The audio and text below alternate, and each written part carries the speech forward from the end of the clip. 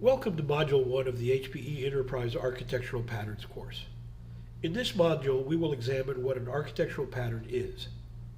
We will provide definitions for reference architectures, architectural patterns, and software development patterns, all very closely related, even though the latter will be out of scope for this course. We will look at patterns within the context of the modern application. What is the purpose of a pattern given that the definition of an application is changing rapidly as we move forward into the future? We will look at an example, itself a domain reference architecture pattern within HPE today, containing multiple application-level architectural patterns. And finally, we will take a look at why architectural patterns are of interest to HPE. We will look at the advantages to using them, and to ensure we are all on the same page, we'll take a look at, just as importantly as what they are not. So what is an architectural pattern? An architectural pattern is a general, reusable solution to a commonly occurring problem within a given context, as defined by Wikipedia. This definition applies to patterns at all levels, from the pattern for a reference architecture at the top, all the way down to patterns for specific software functions or subroutines, known as software design patterns, at the opposite end. So to really nail down a practical definition, we first need to define the level at which we are operating. Let's see where architectural patterns fit in. Architectural patterns are similar to software design patterns, but have a broader scope. Definition of a software design pattern can also be found on Wikipedia and in the literature. However, they are narrower in scope than a reference architecture, typically focusing on a single problem. Conversely, a reference architecture would focus on a collection of problems in a landscape. So for example, entering an order, responding to an inquiry, loading data, scheduling a batch job, all of these could be considered single problems. Collectively, these functions and others could form the basis for an order management domain reference architecture. But individually, each is a bounded function that is performed by a system and for which we can create a technical solution component. These are the types of patterns we refer to as a general architectural pattern. Conversely, a three-tiered web application, which is one of the most common architectural patterns that we encounter in the enterprise, and which might be the basis for the order entry component discussed previously, can contain things like error handlers, REST APIs, file parsers, and record set retrieval subroutines, all of which can be considered software design patterns. For additional detail on exactly what defines a reference architecture or a software design pattern, please refer to the Wikipedia article at the attached URL. But bottom line, it's easier to define architectural patterns by providing examples and describing what they are not. But let's try the following. An architectural pattern, in the context of systems, applications, and components, is itself a component of a larger reference architecture. It is composed of smaller architectural packages and software design patterns, and seeks to solve a recurring problem within a specific enterprise domain by combining functionality into a specific capability for that domain. So why are architectural patterns important to HPE's application strategy moving forward? To understand that, let's examine the structure of the modern app. The modern enterprise app is not monolithic like traditional applications. It's a constantly changing composition of things. We can look at the modern app as being a seamless user experience, for example, our user story, composed of microservices combined with stateful big data services such as analytic services and databases, all working in concert to provide a specific business or IT capability. We need to be very careful with what we mean by microservices. It's one of those words that can unleash fierce debate. There exists a formal definition of microservices in the literature, which is much more tightly constrained and which we invite you to review, if you are so inclined. But for our purposes, we will give them a much simpler, unconstrained definition. Generally, we will define them as stateless containerized components that run on a cloud platform and that perform a specific function. So the technical definition of what it means to be an application materially changes moving forward. And because of the loose coupling, the ongoing speed of evolution of the application from multiple angles materially changes as well. Modern apps change very rapidly and can constantly morph into different aggregates to achieve different purposes or to improve the purpose which they serve. They therefore no longer fit within the traditional definition of an application. Given that, we need a roadmap, a blueprint to guide us in assembling and maintaining these business capabilities. This is where architectural patterns come in. So given the definition of the modern app and the purpose of architectural patterns, we can fairly easily conclude their importance. Architectural patterns provide proven recipes for efficiently assembling the modern component-based application. They result in physical software objects which can be evolved and standardized into components further reusable by their host application or leveraged by other modern apps in the future. Architectural patterns can occur at many levels, so let's take a look at a few of those now. An architectural pattern can represent a complete system, such as a 3-tier web app or B2B gateway. We will see real examples of these shortly. A pattern can represent a service, such as a SOAP service or a REST service, instantiated on the enterprise platform and whose API is available for all applications to use. It can represent a framework, like the Happy-based Addison framework, HPE IT's most fundamental building block, that we will review in detail in modules 2 and 3. It can represent an individual package, such as the MySQL or JDBC libraries that can be found in NPM, both of which allow you to easily connect to back-end databases. It can even represent a specific piece of code, such as a CSV file parsing subroutine, though at this level we are now moving into the realm of software design patterns, which we will consider out of scope for this discussion. These are very thoroughly treated in the literature today. Using architectural patterns and their resulting components can provide development teams many advantages. Let's take a look at a few. Reusable components can help teams avoid the debate, discovery, and design overhead of continually reinventing baseline functionality whenever they enter into a new project. They know exactly where they will start with a proven set of components. This helps them get a running start on the project, which leads to accelerated delivery of business value. It helps them benefit future projects, both their own and those of other teams, by enhancing the pre-existing functionality with desired additional features that can be leveraged and reused later by other teams. Assembling rather than creating new functionality can save a significant amount of time and help teams reach the desired business capability much more quickly. Teams can enjoy the stability and reliability of components that are thoroughly tested over and over again due to their frequency of reuse and deployment. They can eliminate the project overhead of external compliance paperwork and processes because the technical guardrails are built right in.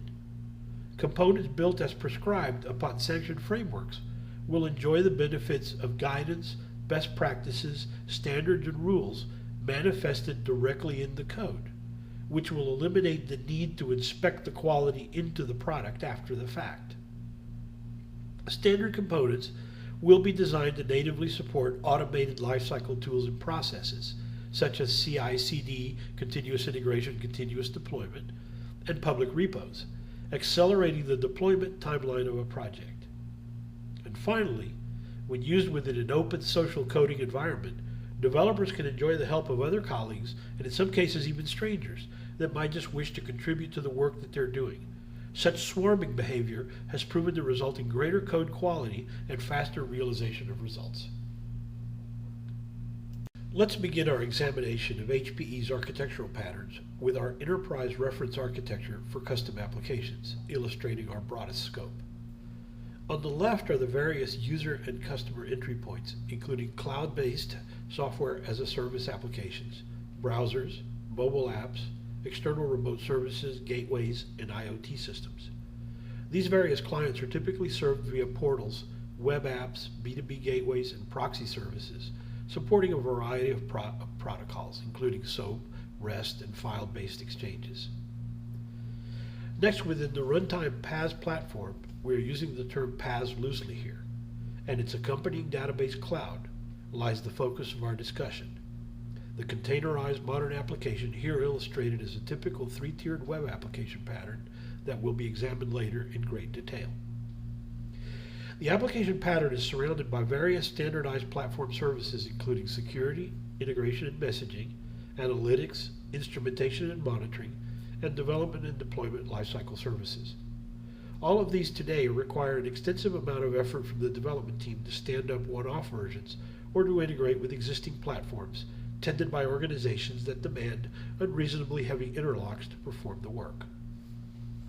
As an example, a Deloitte study within HPE found that up to 75% of a project's time, people, and therefore costs have been concentrated on standing up and operating heterogeneous integration solutions, many of them commercial solutions with steep license costs. In the future, these services will be in place and ready to function seamlessly with a new application as it deploys to production. We will see an example of how Addison automatically deploys with many of these back-end services in place in Module 2. Let's translate our reference landscape into a capabilities list as called for by the Zachman definition of a reference architecture.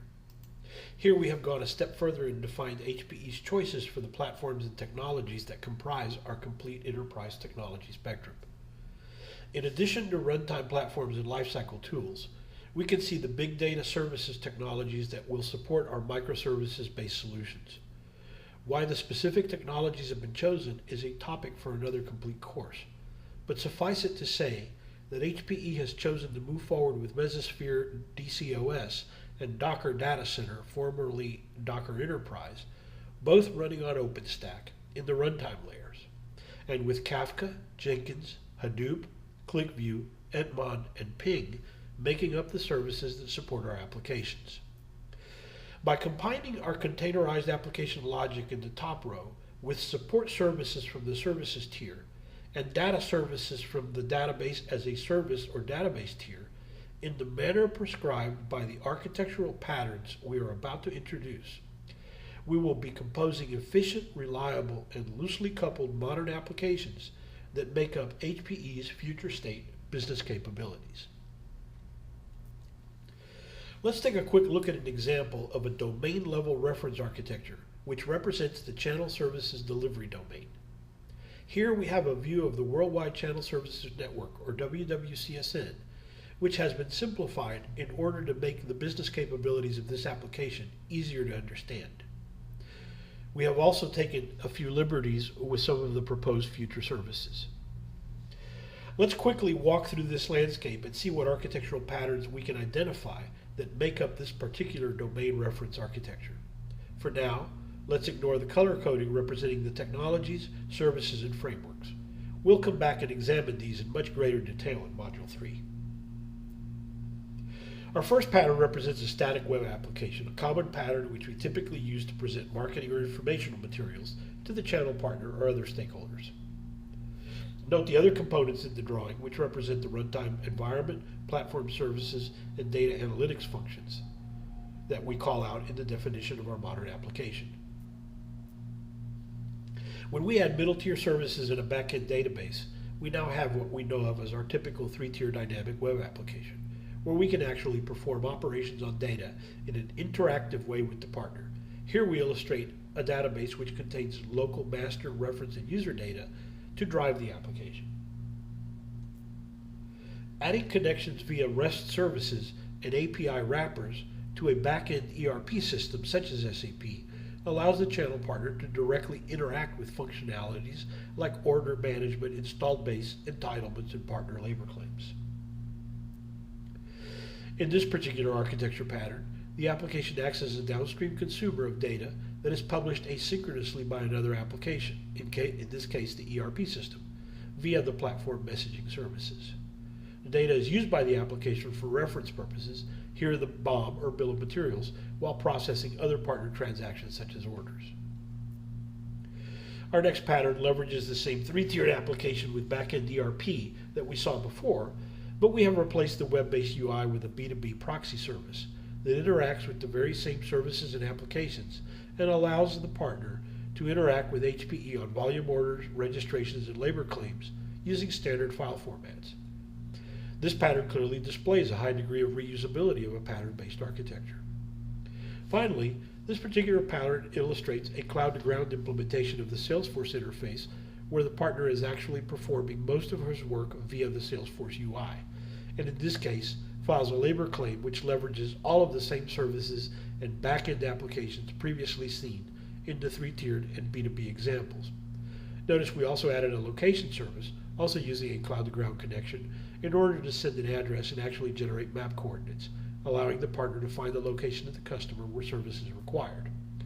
This pattern will be used in the future in a future version of the Channel Services Network. So as you can see, within one small domain, we were able to identify a variety of architectural patterns that can be leveraged, evolved, enhanced, and reused repeatedly, giving development teams the ability to accelerate delivery of business value while reducing the overhead typically involved in creating a project from scratch. Now that we have a better idea of what an architectural pattern is, having had the chance to look at several examples, let's review the advantages we gain by using them in application development. First, we accelerate delivery by reusing proven solutions. Following a pattern removes the uncertainty from design activities and avoids the overhead of continually reinventing baseline functionality such as security, data access, and logging. A developer can move directly to activities that add business value, shortening the project timeline. We can further accelerate the deployment of the solution by using components that are supported by automated lifecycle tools and methods. Second, by reusing shared common assets, we reduce the total development cost of software projects. Assembling the required capabilities, as opposed to creating them from scratch, gives a team a running start on the project. Leveraging pre-existing functionality reduces the amount of time required to build out a project, which in turn reduces the total development costs. Next, following a pattern or reusing a pattern-based component provides a basis for transparent governance to ensure the consistency and applicability of technology used within the organization. In other words, we eliminate the project overhead resulting from compliance processes by directly incorporating the standards and guidelines into the design and the code. We no longer need to inspect the quality into the product because it is built in from the start. Fourth, we improve the interoperability of the systems by establishing standard solutions and common mechanisms for information exchange.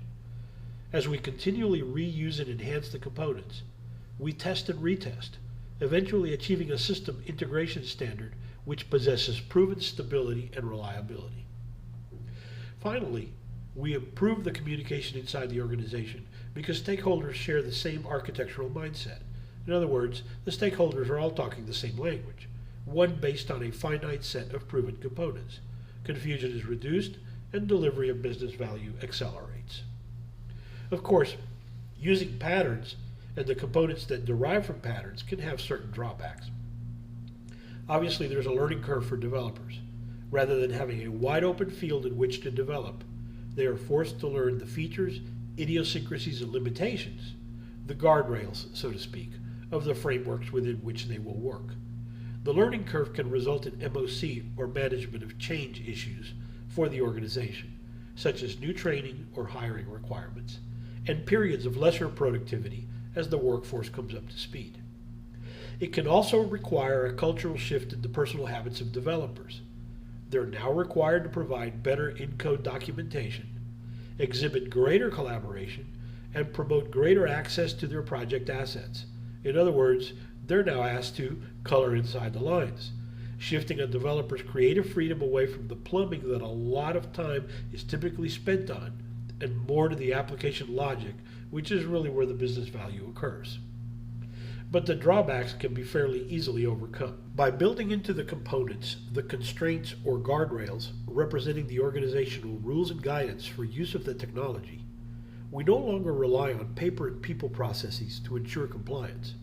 Removing this unproductive overhead shifts most of the time spent in a project on coding desired functionality, leading to faster time to value and creating a virtuous cycle that further increases the attractiveness of the approach to both business and developer.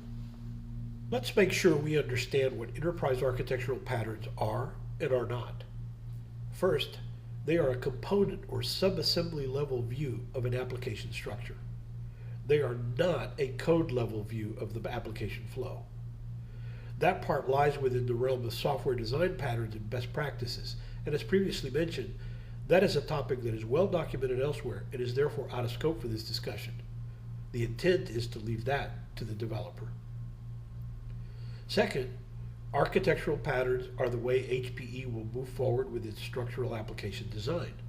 They are not an attempt to dictate the code level design of the application logic. Once again, there is no desire in HPE to govern the application logic. That part lies within the realm of software design patterns and best practices, and it's left to the developers to govern through peer review. HPE's desire is to standardize the structure of the application, the frameworks that make up that structure, and how those frameworks interact with the world around them. Third, enterprise architectural patterns are a cookbook for assembling apps from HPE's basic standard frameworks, such as PageMill, Addison, and SQL MX, which we will get into at a later time. They are not a treatise on how to approach object-oriented software development patterns using standard algorithms at the code level. This is something that is discussed thoroughly in the literature and again is the subject of entire tomes on software design patterns and best practices. It is not within the scope of our discussion here. Fourth, the use of architectural patterns is an attempt to control the open source modules or packages that a developer will use for his app's foundational or support services. We want these to be standardized and to remain within the specification of the frameworks that are provided. It is not an attempt to control the open source modules or packages that a developer may use for his application logic. Of course, we assume OSRB, or Open Source Review Board compliance, which we are trying to make transparent to the developer by automatically registering the open source components when the application registers itself upon deployment into production. But we expect that the developer will have a certain degree of freedom in using the packages that may be needed for specific functionality. Fifth, HPE's architectural patterns are intended to be used as a whole within a fully automated application lifecycle and tools suite. They are not intended to be used piecemeal, with the developer picking and choosing the pieces he wishes to implement. A lot of the patterns-based frameworks and components that are being developed within HPE are optimized for use as a package within the open source lifecycle. They are not intended to be used piecemeal because the advantages of the built-in services and back-end functionality that come as part of the package are lost when the pieces are broken apart.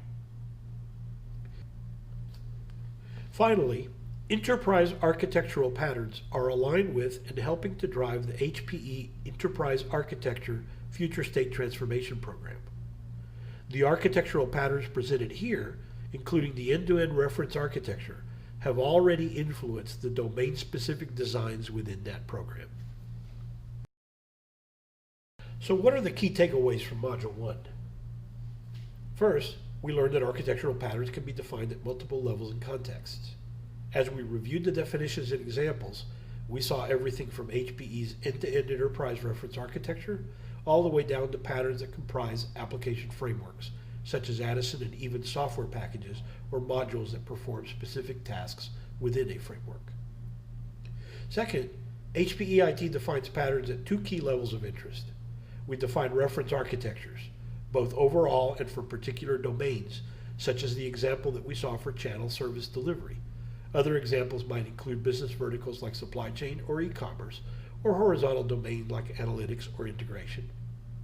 And we define architectural patterns for particular capabilities, such as the Addison or PageMill frameworks for application development, or the B2B or three-tiered web app patterns as examples of composite end-to-end application functionality. Third, a single application as we know it today may contain multiple architectural patterns.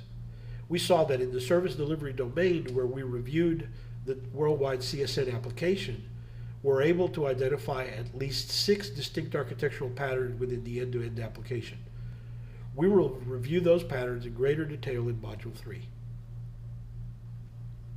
Fourth, patterns provide many key benefits for developers. Proven solutions take away the need for a lot of the investigation, debate, and reinvention that often occurs during the course of the project, thus shortening the project timelines. code reuse saves time and effort, and building in the guardrails eliminates external compliance processes, making governance transparent to the developer, thus removing overhead and further saving time and cost. Fifth, a limited number of key patterns that we will review in detail in Module 3 will make up the vast majority of application situations developers will encounter in HPE. We will find that by carefully combining a small number of patterns, we will be able to address most situations we encounter. There will always be exceptions, but in general, these patterns should provide the developer a relatively complete toolkit to deliver business value in HPE IT. And finally, the accepted patterns provide a clear direction in which HPE IT will develop applications in the future. We hope you've both enjoyed and learned from Module 1, where we have discussed architectural patterns and how they fit into HPE's development vision for the future. We look forward to seeing you for Module 2, where we will explore the building blocks that make up HPE's typical architecture patterns, and in particular, dive into the architecture of the Addison module, HPE's most basic pattern and building block. For additional information, please visit DaVinci, HPE's developer portal.